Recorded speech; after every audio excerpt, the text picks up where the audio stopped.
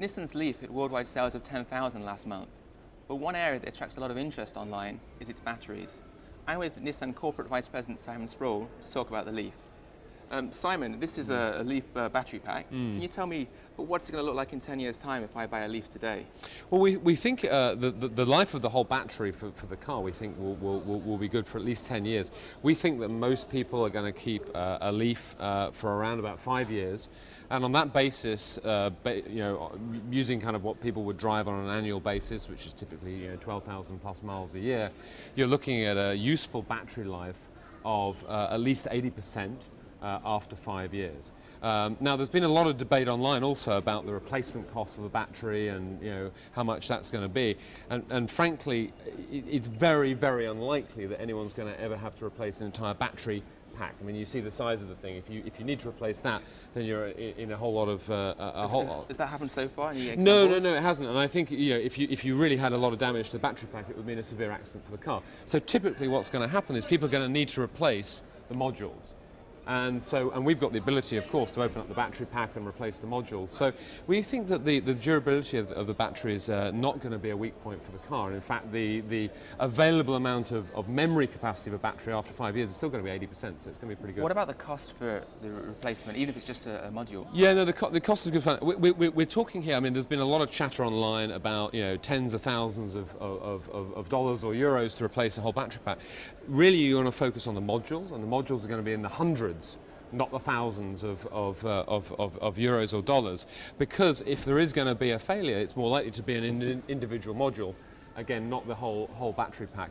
And again, if you compare to an internal combustion engine, it's very unlikely that if you had a failure on your engine after 5 years, you're going to replace the whole engine. You're going to replace one part of it. Okay. Now, in terms of the charging infrastructure, I mean, one of the issues that you often hear about as well is the famous range anxiety, and clearly that's still going to be an issue as long as the infrastructure isn't as good as it could be. What kind of progress are you making with that?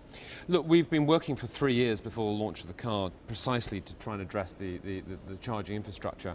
And look, there are still large parts of the countries where we're selling LEAF where the infrastructure is not what it should be. But it's a classic chicken and egg.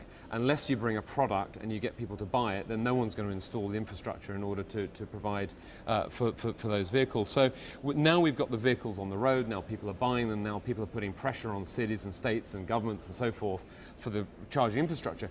Plus, as a business case to install it, we're starting to see the infrastructure build out. So we came first with the vehicle, the infrastructure we now see following fairly rapidly after that. I mean, when using the fast chargers that people will use when they're not charging at home, I mean, is that going to damage the batteries if they're used a lot over a long period? No, I mean, we think, even if you were to use your fast charger every day, which a lot of the internet chatter is, if you use it every day, you're going to completely wipe out the battery after 3 years.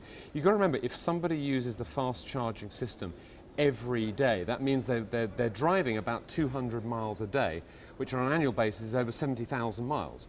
There aren't many people on an average daily basis that drive 72,000 miles a year in any car. So it's an unlikely scenario that somebody is fast charging every single day. What is the likely scenario is that people are charging up using a slow charge or domestic charge overnight, topping up the battery, and they're doing that on maybe 2 or 3 times a week or depending on the usage cycle. So we think that heavy kind of constant fast recharge cycle is the extreme. I mean, we engineer for the extremes, but the reality day to day is going to be nowhere near that. What about the cost of charging? I know overnight charging works out very, very well in comparison to using gasoline, but if you're charging during the day, it can be very expensive, typically 2 or 3 times more. Is that a big problem? Well, look, I think what we're finding out from the real world data that we're getting is that people are tending to charge during the evening. They use the car during the day, and then they charge up during the night. And sure, I think if you run your washing machine at night, you're going to pay less for the electricity than if you run it during the day. So I think consumers are used to the fact that power has some elasticity in terms of its pricing.